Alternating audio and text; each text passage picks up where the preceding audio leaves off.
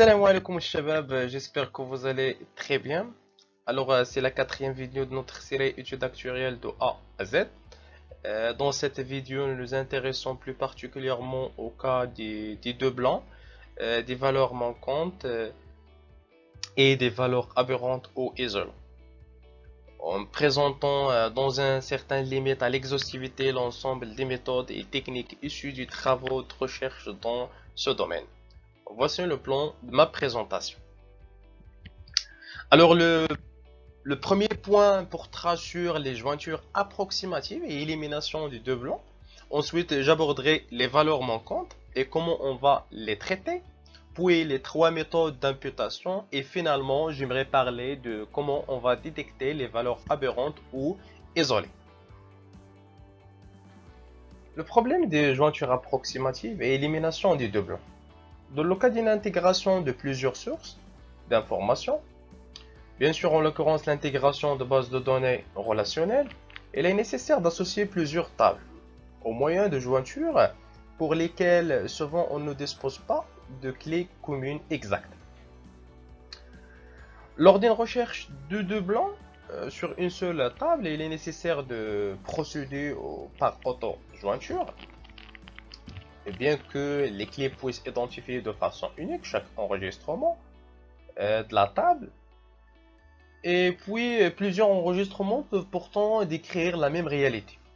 Ainsi, pour détecter les deux blancs, la technique de jointure approximative est recommandée. Bien sûr, cette technique consiste à regrouper et trier les enregistrements par paquet ou par groupe selon une fonction de hachage sur les valeurs d'un ou plusieurs attributs. Je vous donne l'exemple, utilisons les premières lettres ou les consonnes des noms propres. Donc maintenant, on va traiter le problème des valeurs manquantes. Alors, les données manquantes sont classées en trois grandes catégories. Les données manquantes complètement aléatoires, les données manquantes aléatoires ou ignorables, les données manquantes informatives non aléatoires et non ignorables.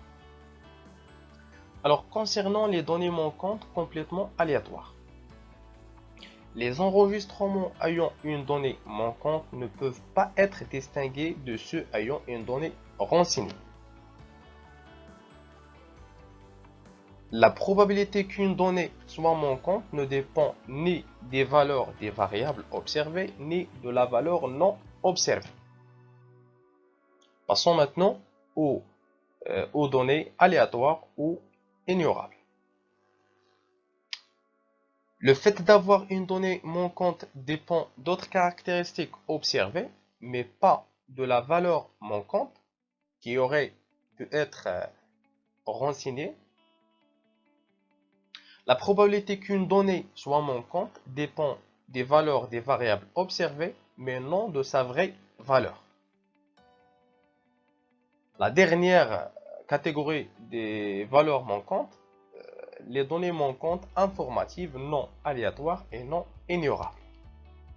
Le fait d'avoir une donnée manquante n'est pas aléatoire, ne peut pas être déduit des autres variables et dépend de la valeur manquante qui aurait pu être renseignée.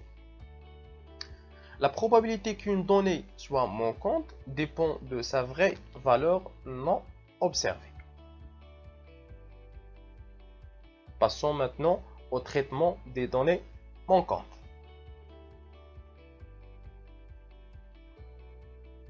Alors, selon leur type, le traitement des données manquantes peut se faire selon trois approches. En considérant que les deux blancs complètent, en analysant que les données disponibles ou bien par imputation. Donc pour expliquer chaque traitement, on va commencer tout d'abord par en ne considérant que les données complètes. Seuls les enregistrements ayant tous les attributs renseignés et complets sont analysés. Bien sûr, cette démarche facile à mettre en œuvre, cette approche n'est pas praticable que sur un faible nombre de données manquantes complètement aléatoire. Mais elle introduit un biais important. Passons maintenant à la deuxième démarche. C'est en analysant que les données disponibles. C'est-à-dire que les effectifs seront alors différents selon l'attribut considéré. Il est valable si les données sont manquantes complètement aléatoires et dans ce cas, il fournira un estimateur non biaisé mais la variance sera incorrecte. La troisième démarche, c'est par imputation. Ici, la valeur manquante est remplacée par une valeur observée dans un autre enregistrement ayant les mêmes caractéristiques. Cette dernière méthode, assez simple, nécessite une métrique pour choisir les variables d'appariement, nombre de classes pour les variables catégorielles et le calcul d'une distance permettant la combinaison de variables quantitatives et qualitatives. L'enregistrement le plus proche est alors retenu. Pour assurer une variance raisonnable, un nombre suffisant d'enregistrements doit être considéré. Donc la méthode peut toutefois conduire à des estimateurs biaisés.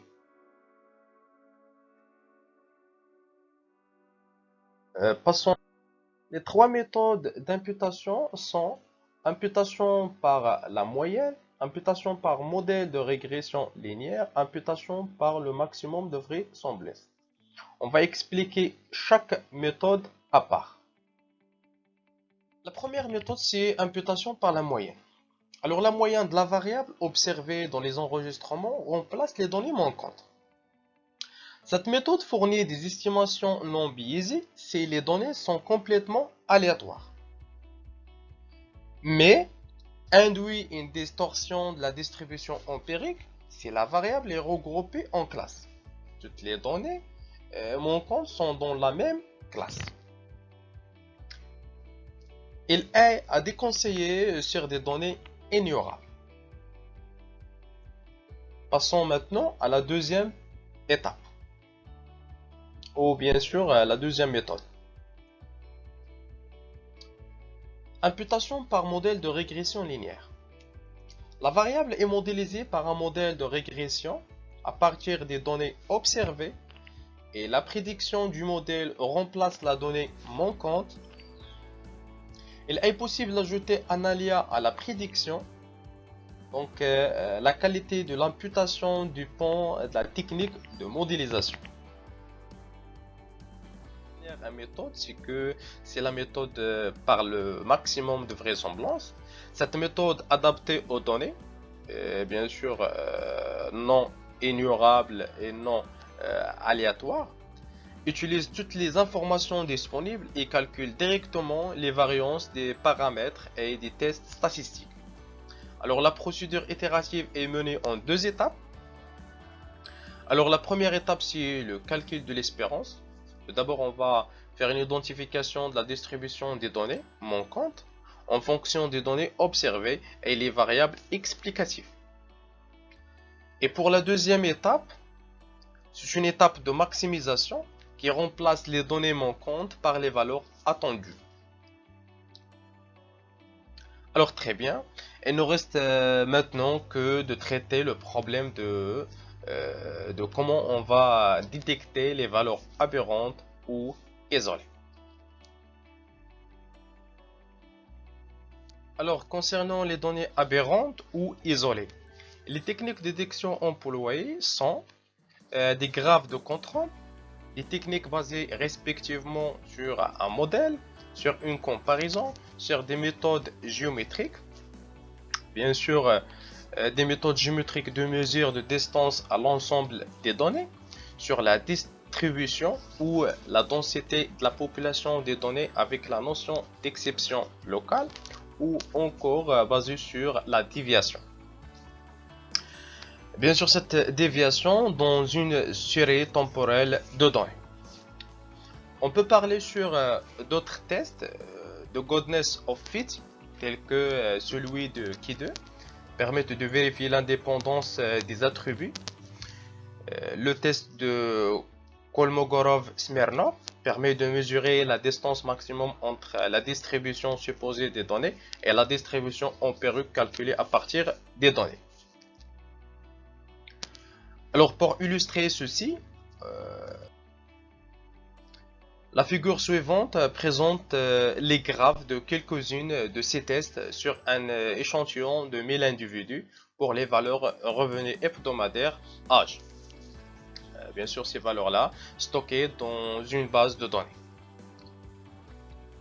Donc, comme conclusion, bien sûr, les tests univariés permettent de valider des techniques d'analyse et des hypothèses sur les modèles employés. Et d'autres tests plus complexes et pour le cas multivarié, par exemple datasphère, périmètre, hyperpérimètre et des tests de Mahalanobis pour des distances entre moyennes multivariées. Alors très bien, notre vidéo touche sa fin. Donc je vous remercie de votre attention et on se verra dans les prochaines vidéos de notre série études actuarielles de A à Z. Et merci d'abonner à notre chaîne YouTube Actuarial Imp à Hong Kong.